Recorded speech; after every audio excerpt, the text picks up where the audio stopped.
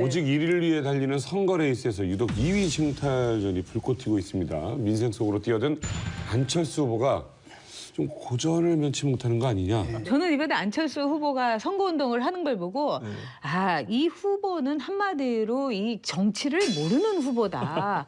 출근 시간 그 인사하는데 그렇게 늦게 나타난 거라든가 환경선거, 에코선거를 한다고 해갖고 저는 자전거를 타고 본인이 이렇게 다니면서 하는 줄 알았더니 그 당직자가 자전거를 몰고 자기는 뒤에서 이렇게 인력거에 그 올라탄 사람처럼 막 선거운동을 하고 저 그 사진을 보고 굉장히 놀랐어요. 그렇게 보일 수는 있는데 그게 이제 전부는 다가 아니고 그날 저희가 돈 안 드는 선거를 하기 위한 행사를 했습니다. 그래서 각 업체에서 판매하는 전기 자전거들을 가져온 거예요. 근데 거기 한번 올라타서 그 장면을 이제 사진 찍어서 나갔기 때문에 그런 오해가 있으신데요. 저희가 지금 사실 미세먼지에 대한 문제가 굉장히 심각하지 않습니까? 네. 그래서 서울시의 어떤 미세먼지 정책과 우리가 부합하는 선거운동을 하자라고 해서 전기 자전거를 이용해서 하기로 결정을 했습니다. 그날 또 출근 시간에 좀 늦게 도착한 거는 그만큼 출퇴근 시간에 우리의 그 러시아워에 대한 그 교통 체증이 엄청나게 심각한 거죠.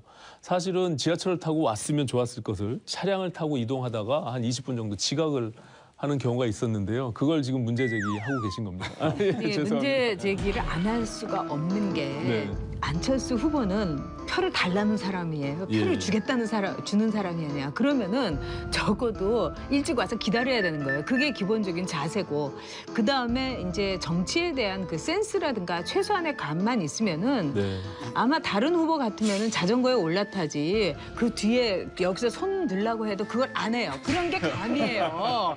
근데 그걸 또 올라간다고 거기서 손을 들고 있고 그 당직자가 거기서 하고 그 사진 한 장으로 모든 게 끝나버릴 수도 있는 거예요. 그러니까 이 안철수 후보의 가장 딜레마 이거예요. 사실 옛날 대변실 안철수 후보를 공격할 때 물법도서의 강호동 씨한테 너무 감사해야 될 분, 미디어 정치가 미디어가 만들어낸 스타 이런 식으로 이제 비난했었는데 미디어가 만드는 스타라는 이미지가 굉장히 순수한 이미지입니다. 근데 그 순수한 이미지만 보니까는 좀 능력이 없는 현실 정치감이 떨어지는. 그래서 지난번 이제 TV 토론에서 많이 보여줘 버렸잖아요. 무슨 뭐 초딩 뭐 안철수 이런 비난 받을 정도까지 돼버린 거예요. 그렇다면 이제 굉장히 경륜 있는 모습을 보여줘야 되는데 경륜 있는 모습을 자꾸 보여주다 보면 또 신선한 안철수가 아닌 겁니다. 이게 딜레마인 거예요. 그러니까 그런 사진 하나도 마찬가지일 겁니다. 아마 일반인 정치인이 그랬다면 쇼하는데 그래 정치인은 쇼하는 거 뭐 이해해? 이렇게 될 텐데 안철수 씨가 그렇게 하니까 쟤 왜 저래? 저렇게 됐어? 이게 이제 딜레마인 겁니다. 약간 기대를 했거든요. 왜냐하면은 사실 그분들만 빼고 누구나 다 동의하시겠지만은 보수가 저래서는 안 된다라는 거잖아요. 뭔가 보수의 대안이 필요한 거고 그런 보수의 대안으로서 바른미래당에 제대로 좀 서기를 바랬고 그런 관점에서 보게 되면 이번 서울시장 선거가 굉장히 중요해요. 일단 편협 프리미엄이 있어요.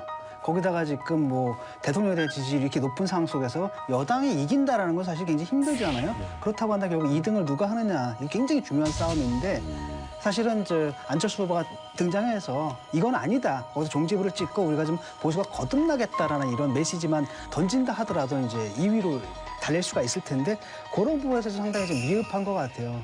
그 이번에 이제 서울시장 선거에다가 바른미래당은 모든 걸 걸었고 그런 점에서 이제 안철수 후보도 정말 자기가 이제 내 한 몸 바치겠다는 그런 희생과 어떤 헌신을 하는 측면에서 저는 선거에 나간 점은 높이 사고 싶어요. 문제는 뭐냐? 정치인 안철수로서 전혀 실력 발휘가 안 될 뿐만 아니라 도대체 왜 이럴 거면 정치를 하지?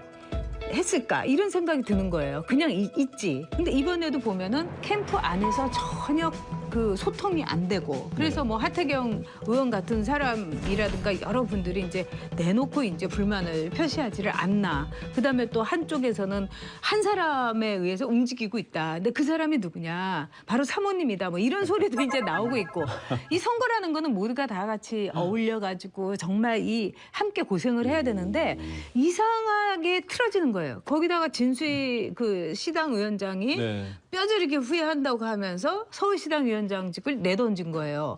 그다음에 공천을 가지고 계속해서 개파 싸움을 하고 이러면은 이게 망하는 모드지 이게 흥하는 모드가 아니지 않습니까? 맞습니다. 솔직히 좀 말씀해 보세요. 정말 정말 뼈아픈 지적인데요. 아, 정말 이게 당이 사실 지방선거를 앞두고 이렇게 두 개 정당이 통합하다 보니까요. 공천 문제에 있어서 사실 잡음이 없을 수가 없습니다. 저희는 또 당이 완전히 달랐던 당이 이제 합쳐졌기 때문에 그것을 뭐 저희가 완전히 없다라고 말할 수는 없고요.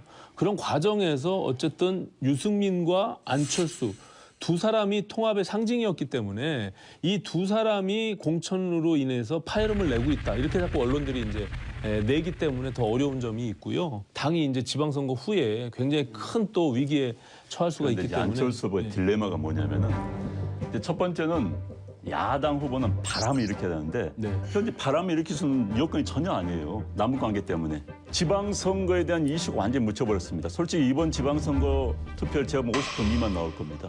투표를 높일 수가 없는 상황이 돼버린 거예요. 그럼 야당 후보한테 절대 불리한 겁니다. 그래서 안철수 후보는 바람을 일으켜야 되는데 그럼 이 상황에서라도 바람을 일으킬 수 있는 유일한 방법은 박원순 시장과 대립각을 해야 되는 거예요. 네. 그럼 대립각을 일으키는 것은 그렇다면 이제 사람들이 안철수가 왜 저럴까? 이게 딜레마에 빠지는 거예요.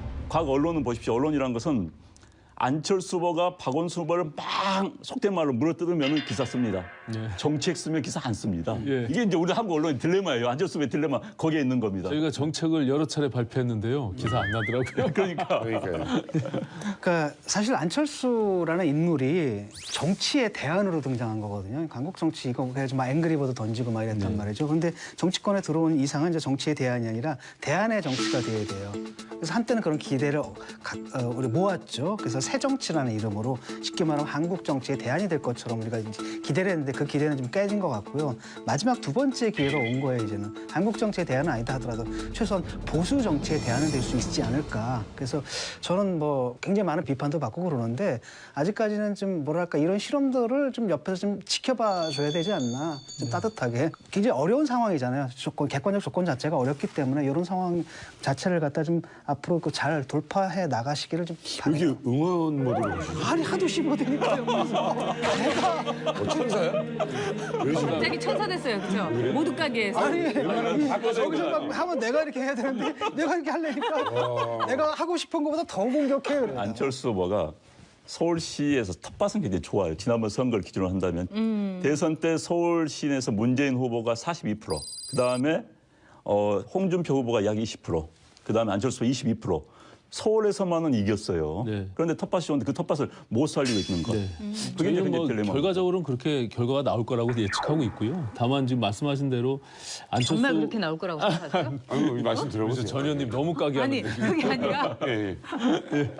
왜냐하면 지난 대선에서도 지지도가 1위를 차지한 적이 있었지 않습니까? 그때도 사실 좀 타이밍을 놓친 부분들이 없지 않아 있지만 국민 속으로 뚜벅이 유세로 들어갔거든요. 사실은 그런 부분들을 국민들은 사실 갈망하고 있는 부분들이 있어요. 그러다 보니까 이게 너무 좀 우유부단하고 나약해 보이는 이런 좀 미숙한 부분들에 대한 또 지적이 있거든요. 그러면서 7년 동안 이 정치를 해오면서 본인들이 또 실패도 하고 또 이렇게 내공을 키워온 부분들이 있기 때문에 결단과 또 자기 소신, 밀고 가는 어떤 의지 이런 것들도 분명히 많이 축적이 돼 있는 것 같아요. 제가 옆에서 보니까. 그래서 그런 밸런스들을 어떻게 맞춰서 시민들의 욕구에 부합할 수 있는지 요것들을 잘 조율해서 한번 해볼 테니까 좀 잠깐만 지켜봐 주시고. 예. 저는 정말 우리 진 교수와 마찬가지로 정말 그 안철수 후보가 뭔가 돌풍을 일으키기를 바랬어요. 그래서 거기에서 안철수 후보가 입지를 갖기를 바랬는데 정치라는 거는 폭풍우를 몰고 다녀야 돼요. 터네이도를 몰고 다녀야지 그냥 착하게 뚜벅뚜벅 걸어가지고는 아무도 돌아보질 않아요. 이번 선거는 어서박이라고 하잖아요. 어차피 서울시장은 박원순이다. 근데 이 와중에서 그래도 안철수가 그 과거도 있고 이렇다면 아주 화려하고 그다음에 아주 용맹한 개인기를 발휘할 뻔했어요. 그런 여지도 있었고. 근데 지금 그냥 이렇게 쳐다보면서 가끔 가다가 툭툭 내던지고 그러는데 얼마든지 가능성이 있거든요. 뭐 쉽지는 않겠지만 저는 서울 시민들이 안철수 후보가 가졌던 신선함 그리고 서울 시민들이 여전히 양극단의 염증을 느끼고 있는 이 정치 현실 이것들에 대해서 좀 새로운 것들을 보고자 하는 욕구들이 있다고 보고요. 그것을 어떻게 잘 준비해서 그 타이밍에 보여줄지 이런 것들이 관건이 아닐까 이렇게 생각합니다. 일단 뭐 시정 지지율이 69.6%가 나오거든요. 그러니까 서울 시민들이 한 70% 정도는 오케이 뭐 무리 없이 시정을 해왔다 이렇게 긍정적인 평가를 내리고 있는 데다가 대통령 지지율이 막 84%씩 막 이렇게 나오고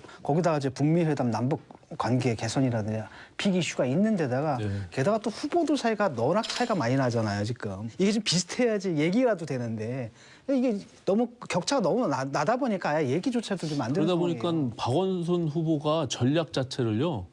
아주 그냥 조용히 있는 듯 없는 듯. 아는 것도 안 한 게 그래서, 아무것도 안 한 게 내 자랑인 듯.